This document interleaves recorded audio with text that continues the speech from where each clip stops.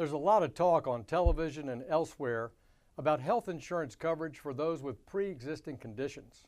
And I want to set the record straight. I support and have always supported protecting health insurance coverage for those with pre-existing conditions. And this was a key provision of the American Health Care Act that we passed in the House last year with my vote. Nothing has changed in the House of Representatives or with my support for this provision. However, recent headlines would have many Arkansans and Americans believe that because of a pending lawsuit and the Department of Justice's response to it, that the days of health insurance coverage for those with pre-existing conditions are over. But that's just not true. Here are the facts.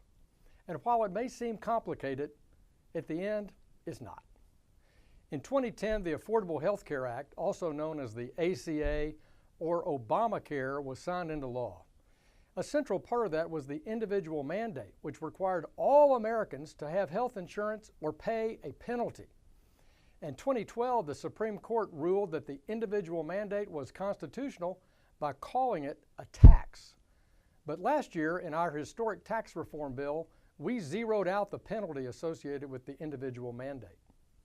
In February, 20 states, including Arkansas, filed a lawsuit in federal court, arguing that the individual mandate is now unconstitutional because there is no longer the tax penalty, and that the ACA, too, is unconstitutional because the individual mandate was such a central part of it. The U.S. Attorney General has said that he will not defend the constitutionality of the individual mandate, and that certain provisions, including health insurance coverage for those with pre-existing conditions, cannot be severed from the individual mandate. But this case has a long way to go before it's decided. So all this legal language may seem complicated, but here's what's not complicated. I support protecting access and affordability for health insurance coverage for those with pre-existing conditions. And the American Health Care Act, which we passed in the House last year with my vote, protected health insurance coverage for those with pre-existing conditions.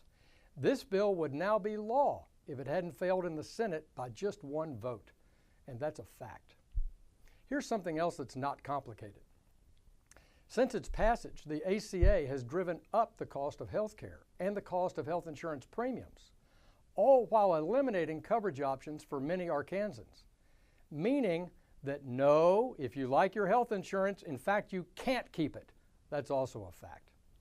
One-size-fits-all Washington-centered approaches are never the answer, especially when it comes to our health care. That's why I will continue to listen to Arkansans about their concerns over health care coverage, and we in the House will continue to work to enact common sense, patient-centered reforms that improve your family's health and financial security, like reducing premiums so you're not spending more of what you earn just to maintain your coverage, improve health outcomes for all of us and our families so that we have the opportunity to live full and healthy lives, and shift more power over health care back to our states, because the best decisions that are made around our policy are made at the local level. And finally, increase competition to drive down the cost of health care while increasing policy and treatment options for Arkansans and Americans. So don't be misled by the headlines. There's always more to the story.